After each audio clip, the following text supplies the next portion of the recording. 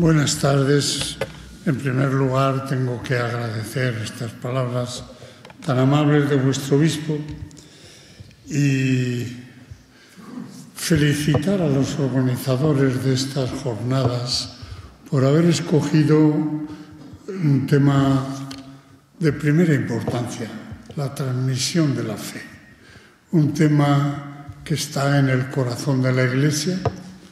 La Iglesia tiene el encargo de mantener viva la palabra de Jesús y de invitar a la fe y a la vida cristiana a la humanidad entera, porque Jesús no es solo el Señor de los cristianos, es el Señor del mundo, de todas las culturas, de todos los pueblos, de todas las personas. Y la luz, la riqueza del Evangelio, la relación con Jesús, tiene que llegar a todas las personas y a todos los corazones.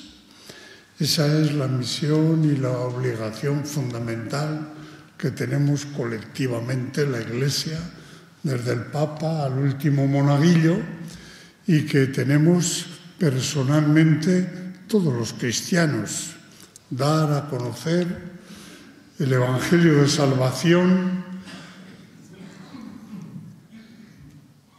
que nos ha sido dado, que estamos disfrutando y que nuestros hermanos necesitan.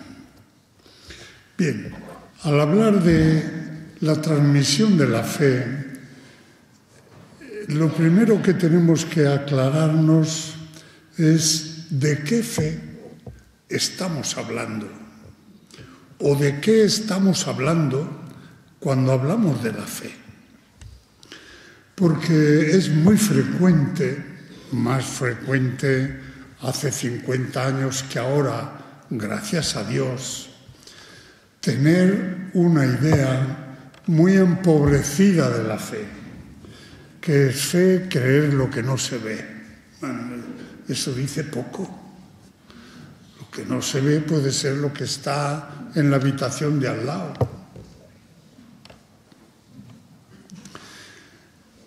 Tenemos una visión, digo, empobrecida, y este empobrecimiento suele consistir en dos cosas. Una excesiva intelectualización.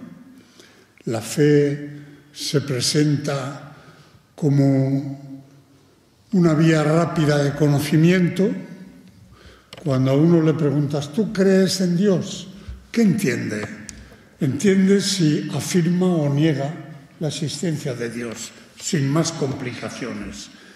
La fe se reduciría al ámbito de las afirmaciones de la vida intelectual. Yo creo que la vida, que la Tierra es redonda y tú crees que la Tierra es plana. Creer, y lo dice Santo Tomás, se parece o se puede presentar como opinar. ¿Tú qué crees? Y significa ¿tú qué opinas? Esa es una visión intelectualizada, empobrecida de la fe. La fe bíblica es mucho más que eso. Segundo, porque la fe, en España especialmente, y en general un poco en toda la Iglesia católica, ha sido poco atendida, sobre todo desde las disputas antiprotestantes, presentando un esquema rápido y como todas las cosas simplificadas, no del todo verdadero. Podemos decir que nosotros hemos vivido esta manera de entender las cosas. Los protestantes son los cristianos de la fe, son los que exaltan la fe, y los católicos somos los cristianos de los sacramentos. Y así hacemos una dicotomía y una oposición absolutamente falsa que deforma lamentablemente el mensaje bíblico. Uno luego mira los evangelios, mira los escritos de Pablo y verdaderamente la fe es un elemento esencial, de primera importancia en la vida cristiana. Hemos sido salvados mediante la fe en nuestro Señor Jesucristo. Por otra parte, fe y sacramentos no se pueden contraponer. Es como contraponer la amistad y el saludo que hacemos al amigo. La fe es la actitud personal que se expresa y se vive y se consuma en el sacramento. El sacramento es una celebración, un signo, una manifestación gozosa de la fe de la Iglesia en Cristo presente y santificador, y la fe del catecúmeno que se deja llevar, se deja envolver y renovar por la fe de la Iglesia, en la cual le imbuye y le zambulle la celebración del sacramento. Celebrar un sacramento es entrar con la Iglesia en la fe de la presencia de Cristo Salvador. Por lo tanto, entre sacramentos y fe hay complementariedad, compenetración, pero no contraposición. Esto no siempre lo hemos vivido así, no siempre lo hemos vivido así. Afortunadamente, hoy la renovación teológica, las aportaciones sobre todo de la teología bíblica nos han permitido, y estudios históricos buenos sobre la buena teología medieval y la teología de los santos padres, nos ha permitido recuperar el sentido bíblico y profundo, global de la fe, que se relaciona, que se sitúa mucho más en el nivel y se parece mucho más a la amistad que al conocimiento. La fe es confianza interpersonal, relación interpersonal, valoración personal del otro. Cuando decimos fulano de tal es una persona digna de fe, es digna de que creamos en él. Queremos decir, es un hombre honesto, o una mujer, por supuesto. Es un hombre honesto, una persona cabal, se puede confiar en él. Se puede confiar en dos cosas, en sus palabras y en sus promesas.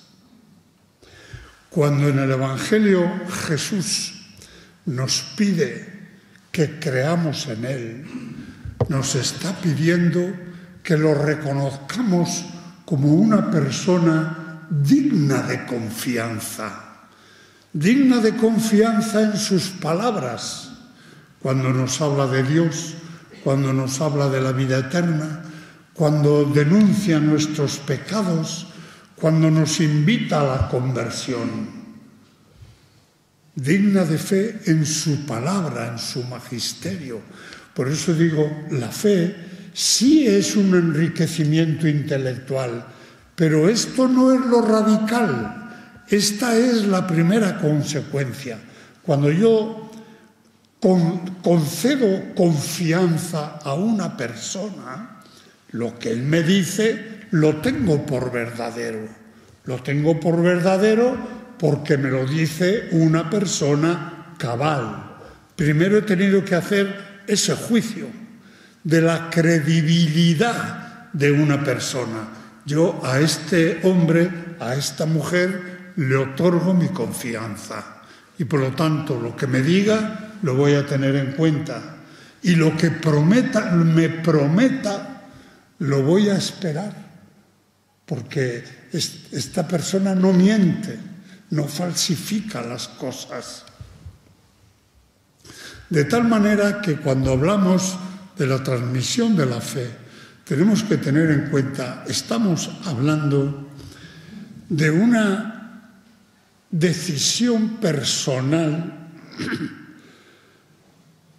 que concede confianza primordial a Jesucristo como revelador y salvador de la vida de mi persona y de la historia humana. Creer en Jesús es reconocerlo personalmente como Salvador. Esto es una decisión libre, no es evidente, no es 2 más 2 igual a 4. Decía alguien que no digo de dónde, sí, 2 más 2 son 4, pero es muy poco. Bueno, pues no es evidente, no hay evidencia intelectual. La persona es siempre un misterio.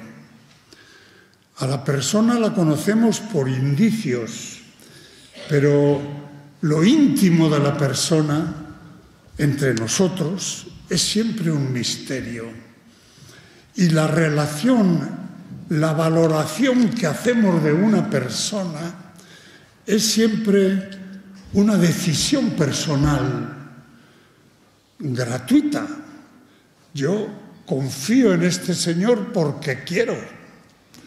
No soy capaz de leer sus más profundas intenciones, pero tengo indicios que me invitan razonablemente a considerar que es una persona honesta, cabal y digna de fe. Claro, creer en una persona, en primer lugar ya vemos cómo la fe no termina en las proposiciones, termina en las personas. La fe es un reconocimiento del valor de las personas, un reconocimiento del valor de las personas en su relación conmigo. ¿Qué significa esto cuando lo aplicamos a Jesús? La fe cristiana es el reconocimiento de Jesús como Salvador mío, como Hijo de Dios que viene a descubrirme la verdad de mi vida y a ayudarme a realizarla. Por lo tanto, creer, la fe, implica la adhesión a Jesús, adhesión personal a Jesús como Salvador. Importante, porque cuando hablemos luego de cómo y cuándo se transmite la fe, lo que hay que preguntar no es si el muchachito o la muchachita se sabe el catecismo. Lo que hay que preguntar es si el muchachito invoca a Jesús como Salvador, porque eso es la fe, invocar a Jesús como Salvador, imitar a Jesús en tu vida, aceptar en tu vida la intervención y el juicio de Jesús. Eso es creer en Jesús. A mí, cuando era obispo de verdad en Pamplona y los curas se me quejaban de que los chicos de la confirmación no perseveraban. Aquí en Jaén perseverarán más porque sois más buenos. No habrá ningún navarro, digo, pero aunque haya navarros, es verdad, es verdad.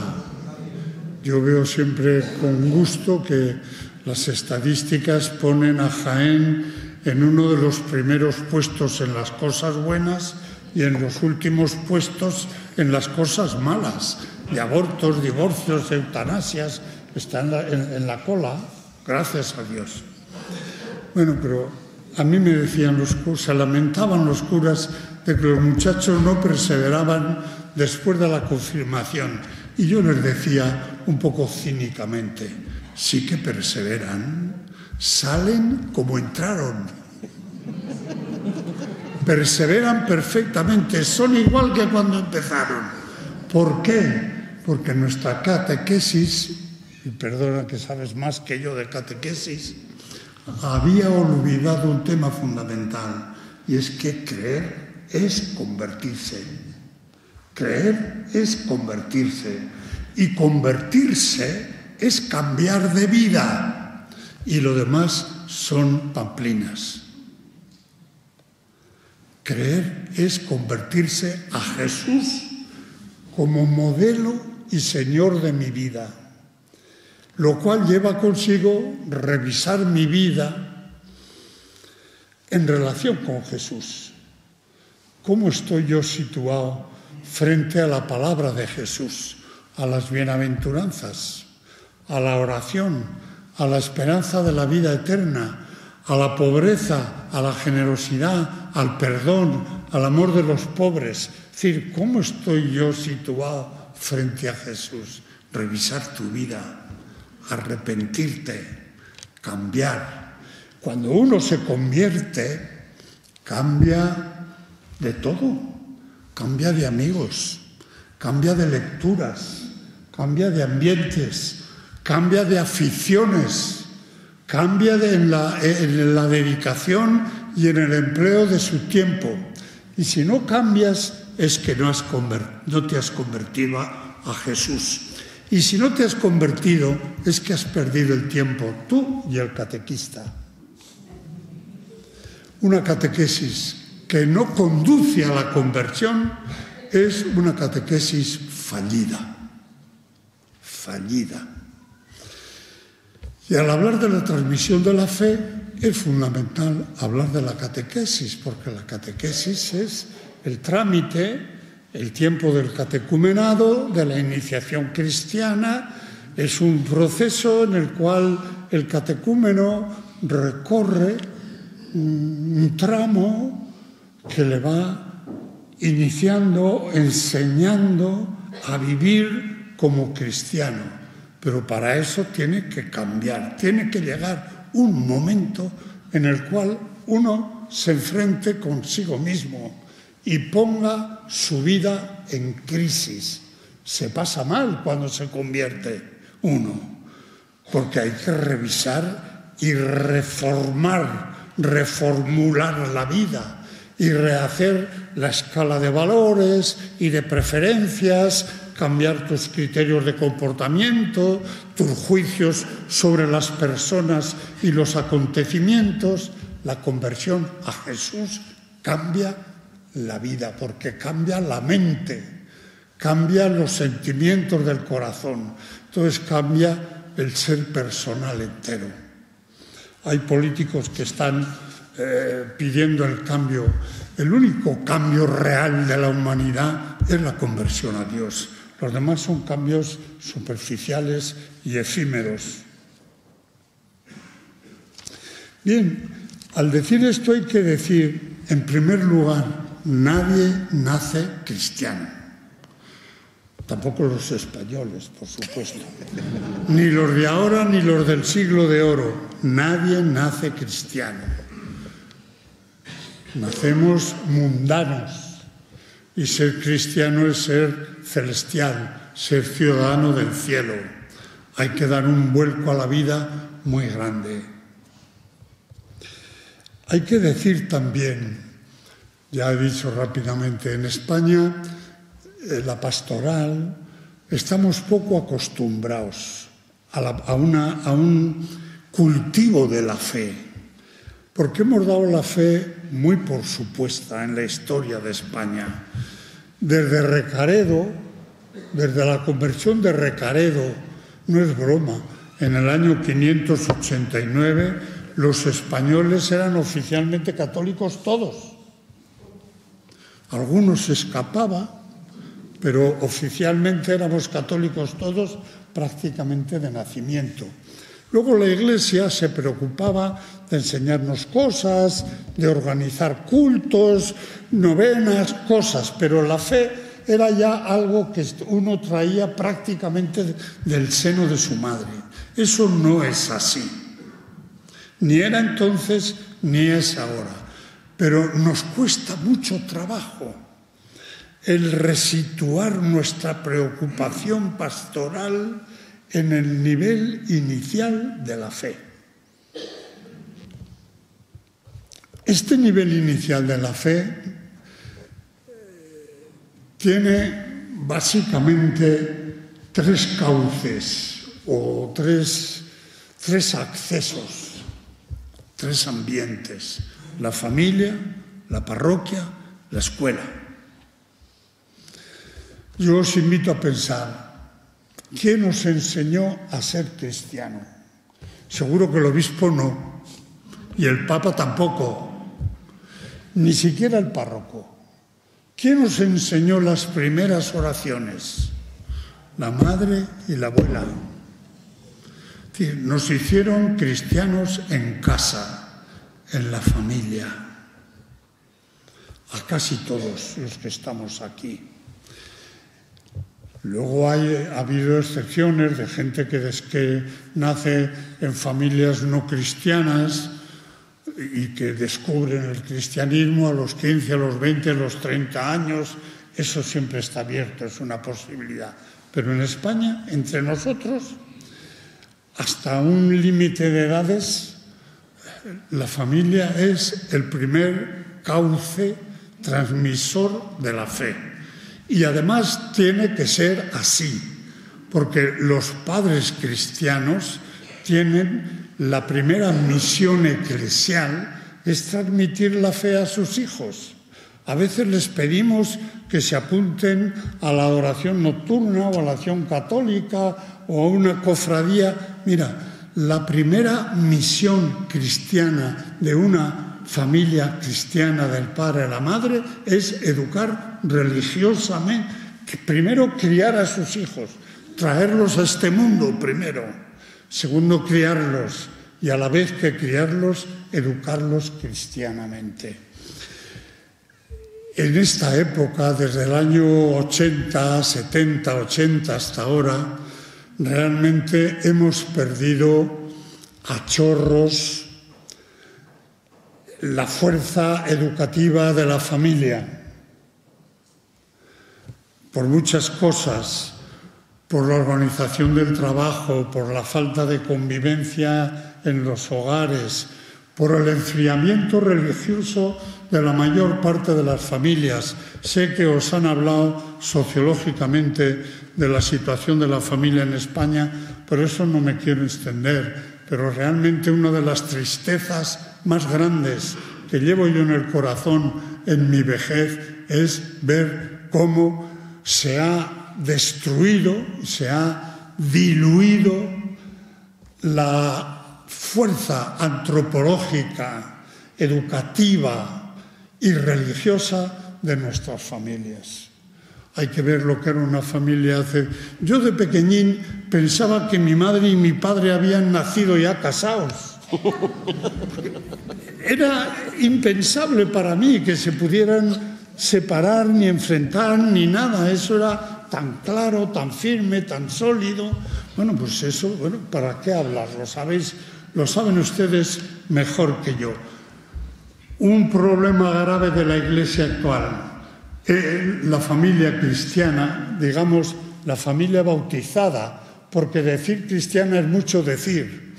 La familia cristiana ha perdido en gran parte su capacidad educativa en general, no solo educar religiosamente, sino simplemente educar, porque para educar hay que estar y hay que tener un modelo hacia el cual orientar.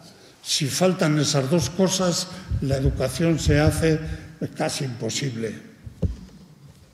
Ha perdido mucha capacidad educativa y ha perdido en un segundo grado la capacidad educativa religiosa. ¿Cómo se transmite la fe en la familia? Conviviendo. No hacen falta grandes cosas. Los padres cristianos que viven cristianamente enseñan a sus hijos a vivir cristianamente como les enseñan a hablar, como les enseñan a presentarse limpios y educados en la mesa, en el comedor, a saludar. Es decir, las primeras oraciones con la mamá al acostarte, lo que te dicen de la Virgen María, del ángel de la guarda, de la abuelita que se ha ido al cielo, de un hermanito tuyo que tuvimos que está en el cielo, van creando en la mente del niño, pero en los 2 o 3 primeros años de vida, el universo cristiano, una imagen del mundo donde está Jesús, donde está la Virgen María, donde está Dios nuestro Padre del cielo. Esa es la iniciación religiosa en la cual luego el niño tiene que crecer y desarrollarse y situarse y encontrar su propia identidad. Pero si en esos años le falta esa visión religiosa y cristiana del mundo, va a tener una carencia que es muy difícil de suplir después a lo largo de la vida. Y os digo, ¿cómo se transmite la fe? Pues viviendo y compartiendo. Igual que le enseñáis a hablar, le enseñáis a rezar. Igual que le decís quién es la tía Emilia o la tía Conchita, le decís quién es la Virgen María. Y forma un mundo religioso con la misma naturalidad, con el mismo realismo, con el mismo cariño con el cual forma su mundo familiar. El cristiano es un niño que vive en el mundo de Dios, en el mundo de Cristo, con normalidad, sin... Bueno, aquí puede haber muchos defectos, pero no estamos ahora en eso. Es enseñar a rezar y poco a poco se le van transmitiendo distintas fases. Primero la iniciación religiosa, iniciar la relación con Jesús en la oración, darle un besito a Jesús, a la imagen de la Virgen. Eso parece cosas sin sentido, pero son muy importantes. Tener una imagen, tener un cuadro, tener la placa del corazón de Jesús o de la Virgen María en la puerta, que la mamá lleve la cruz al cuello. Todo eso te hace vivir en el mundo cristiano. Y todo eso está desapareciendo en nuestras familias cristianas. Yo hace unos años, yo le regalé a mi sobrina una imagencita de la Virgen que me habían regalado a mí. Le dije, toma María Pilar, para que tengas una imagen de la Virgen en tu casa, porque es que no tienes ninguna.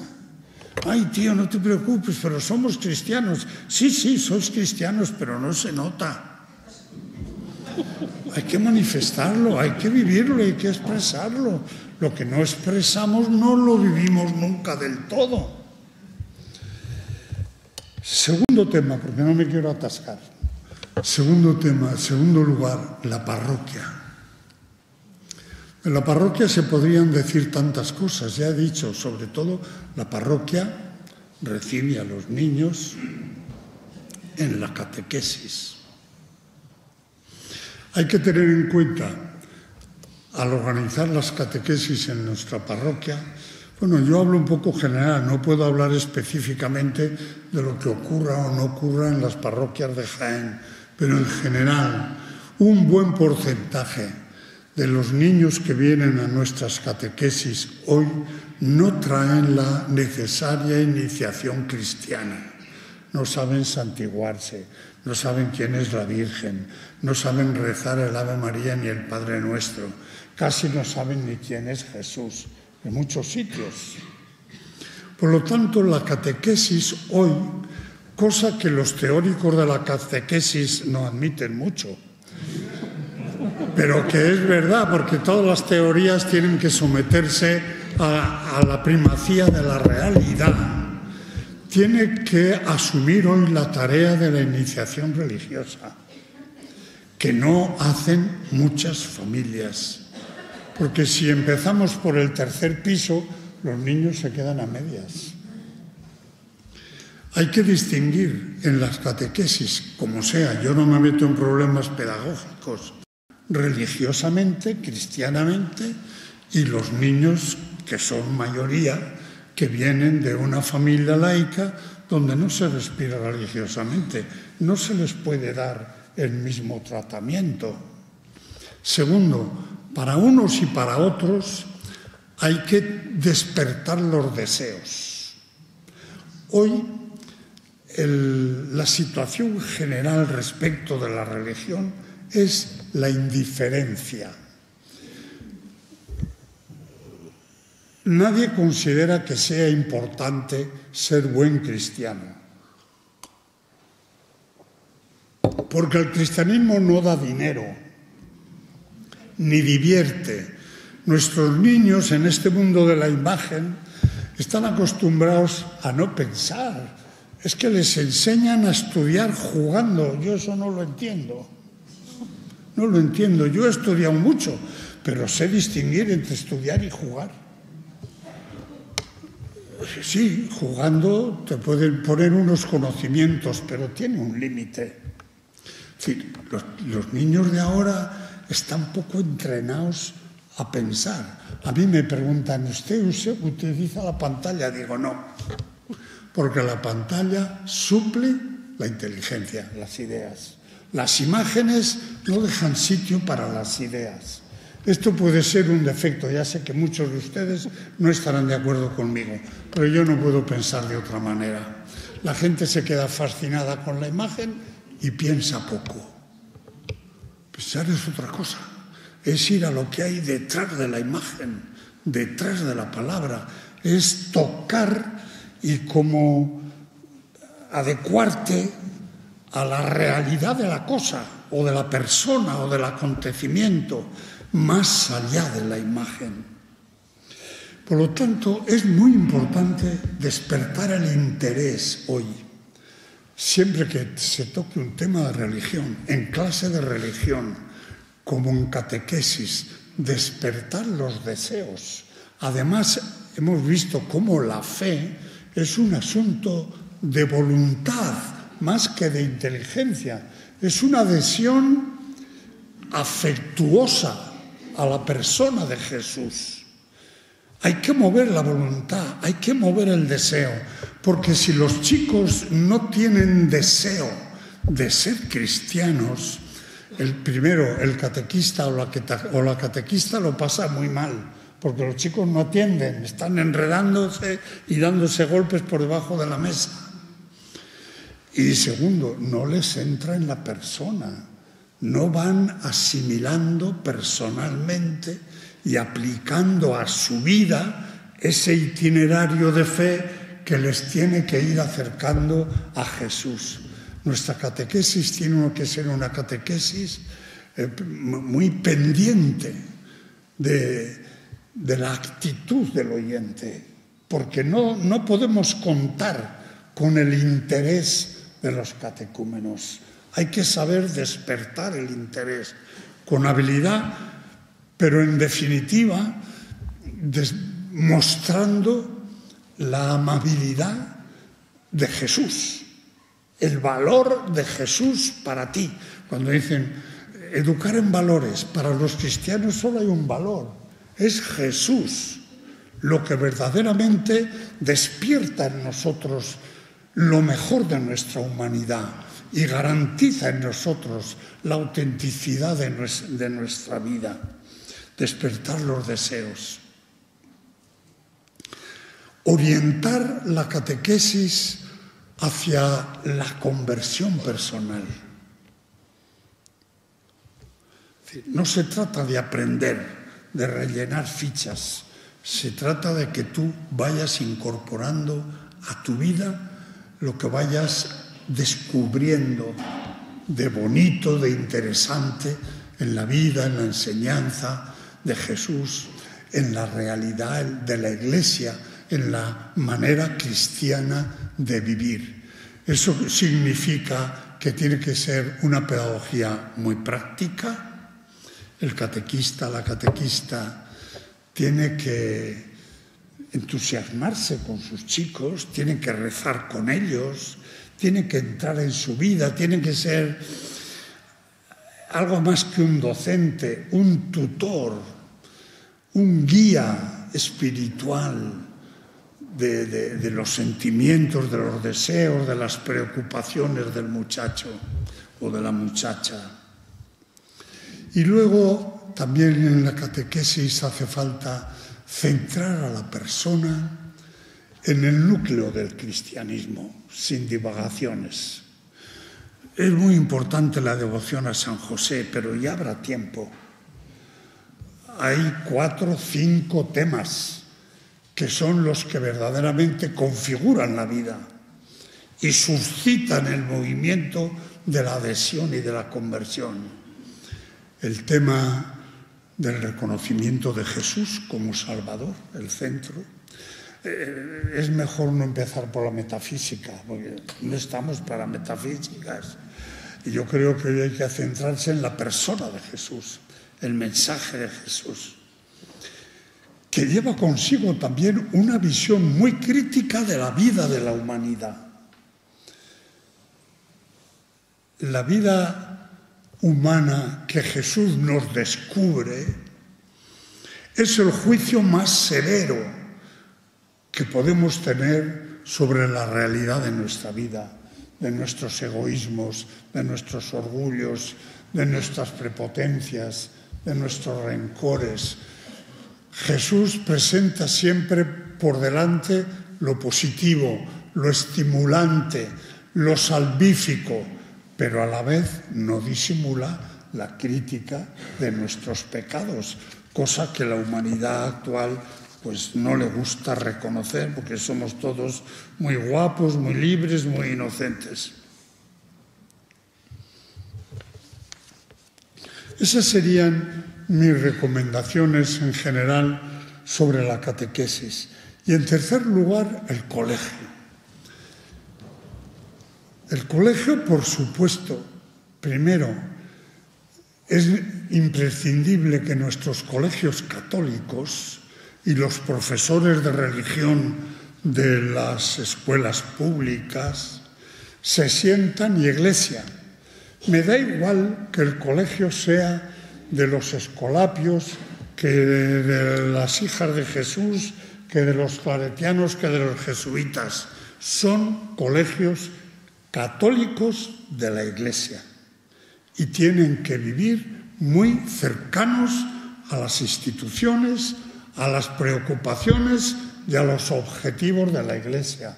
Y se tienen que sentir instituciones más de Iglesia que del Ministerio de Educación, que los come por todas partes con la legislación. Yo comprendo, he sido siempre defensor de la escuela y de los colegios católicos, pero con tal de que eduquen en católico. El ideal de un colegio católico no es tener el 99% de alumnos que aprueban las pruebas, esas pruebas que ahora no hay, las reválidas, y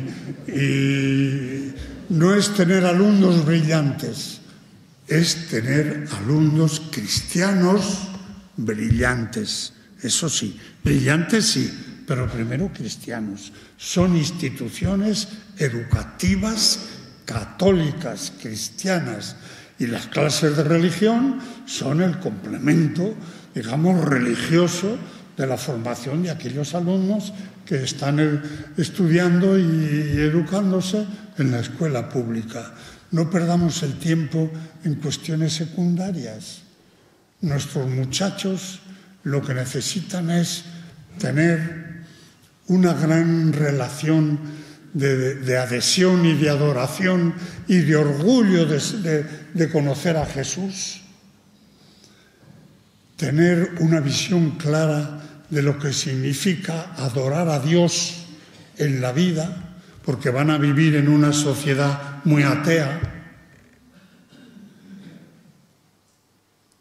tener clara la esperanza de la vida eterna, porque sin horizonte de vida eterna no hay cristianismo que valga, ni humanidad posible, justa. Y luego las 4 normas fundamentales de la moral cristiana en la vida familiar y en la vida social. Yo creo que estos son los 4 puntos de toda catequesis: Jesucristo, Dios, la vida eterna, la moral cristiana, en sus principios fundamentales. Y esto es una materia que se tiene que ir repitiendo de una manera a los 8 años y de otra manera a los 12 y de otra manera a los 14 y de otra manera a los 20, porque el núcleo del cristianismo es siempre el mismo, aunque se asimile de distinta manera. La misión específica del colegio tendría que ser dar una estructura y una fundamentación más razonable, más científica, más justificada intelectualmente de los elementos fundamentales del cristianismo y de la vida de la Iglesia.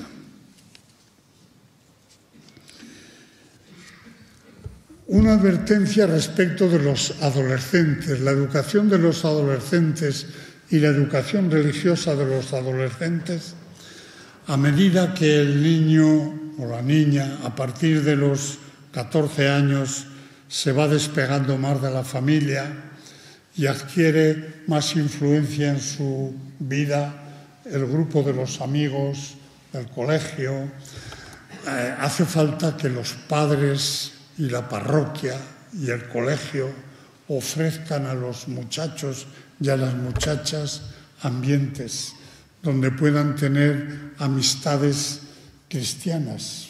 Es básico encontrar a los 14 años un ambiente, 4 amigos cristianos, 4 amigos que vayamos a misa, que no nos avergoncemos de ser cristianos, de ir a misa. Hoy muchos chicos son insultados y excluidos de la pandilla. Yo no sé si aquí ese fenómeno ocurre, pero yo lo he visto. A mí me han venido chicos, siendo obispo de Pamplona, a decir, le he preguntado, ¿y por qué te has marchado tú de la catequesis de confirmación? Bueno, después de muchas resistencias y muchas timideces, te confiesan, es que mis amigos se reían de mí porque iba a la catequesis o porque iba a misa. Eso lo padecen los chicos en nuestros colegios y en nuestras calles. Un ambiente de amistad cristiana o un ambiente cristiano de amistad a los 14, a los 16, a los 18 años es decisivo para que cuaje la fe y para que no haya elementos agresivos que destruyan lo que se ha ido construyendo desde la familia, desde la parroquia, desde el colegio. También algo semejante en otro nivel es muy importante en los primeros años de la madurez, 18 años, 17, cuando ingresan en la universidad o en el mundo del trabajo, en los primeros años de la vida independiente y adulta, entre padres, iglesia, hay que buscar un ambiente donde esos jóvenes, esos incipientes adultos, encuentren un ambiente, sobre todo en la edad universitaria, intelectualmente respetuoso con la religión.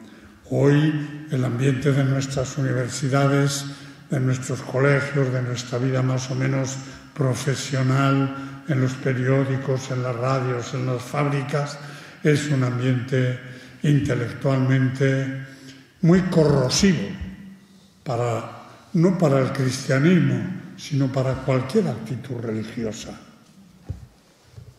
Eso necesita detrás el apoyo del testimonio de una familia, de una comunidad, una buena configuración intelectual y justificación intelectual de tu fe. Luego, otra observación que hay que hacer es que la transmisión de la fe tenemos que tener en nuestras parroquias siempre abierta la ventana hacia los que no vienen. Nuestras parroquias, el Papa nos dice, tienen que ser abiertas, tienen que ser evangelizadoras. Es decir, hoy en la Iglesia de España haría falta un empujón muy grande, un cambio de actitud. Estamos en un proceso de descreimiento. Realmente esa situación cultural, digamos, de declive religioso en que viven la mayoría de los españoles, no la podemos transformar en 4 días, pero sí tendríamos que comprometernos a cambiar la tendencia. No podemos resignarnos a este proceso de descreimiento creciente en nuestra sociedad. Por amor al Señor, por fidelidad con nuestra propia fe y por amor a nuestra gente y a nuestra patria, tenemos que dar un respingo para comenzar a recuperar la credibilidad, no de la Iglesia, sino de Jesucristo en la sociedad española, recuperar la credibilidad de la vida cristiana y promover un proceso creciente de adhesiones. ¿Cómo se hace eso? Ese es otro tema y entra muy de frente en la transmisión de la fe, es decir, ¿cómo les llevamos el gran anuncio de la presencia de Dios en nuestra vida, de la presencia de Cristo en nuestra vida, que es el anuncio de la autenticidad, del descubrimiento de la verdadera humanidad? ¿Cómo llevamos ese anuncio a la gente que no viene a la Iglesia? Tenemos que buscar la manera de acercarnos a ellos, creando en las parroquias, en las diócesis, acontecimientos, debates, encuentros, asociaciones mixtas que que presenten temas que sean de interés común, de interés humano, donde cristianos y no cristianos podamos conocernos, podamos tratar en común temas abiertos y podamos tender puentes con los no cristianos que luego nos permitan invitarles a alguna reflexión, regalarles un evangelio de San Marcos, algo. Pero tenemos que abrir cauces de contacto y de comunicación con los que no vienen a la Iglesia. Muchos que se fueron, pero ahora hay ya muchos que no han venido nunca. Ya en España, por lo menos en el norte de España, es muy frecuente no bautizar a los hijos. No solamente que los niños bautizados no hagan la primera comunión, que en el mayor de los casos es también la última, ese es otro tema, sino que ya no bautizan, no tienen ningún contacto con la Iglesia. Nuestra Iglesia no se puede resignar a eso. Y al decir nuestra Iglesia, digo desde la conferencia episcopal hasta los fieles de las parroquias. No nos podemos resignar a eso. Bueno, y dicho eso, pues yo termino ya diciéndonos, transmisión de la fe. 4 verbos: vivir, compartir. 4 verbos y me salen solo 3. Se me ha olvidado uno. Lo tengo que tener por aquí, se me ha olvidado uno, pero los principales son vivir, compartir y practicar. Yo aquí tengo, sí. Vivir, compartir, desear, que es clave porque nos hemos vuelto en una sociedad apática. Vivir, compartir, desear, practicar. Todo envuelto en el amor y en la devoción a la Virgen María, que es el modelo y la madre de los creyentes y de la fe en nuestra Iglesia. Muchas gracias.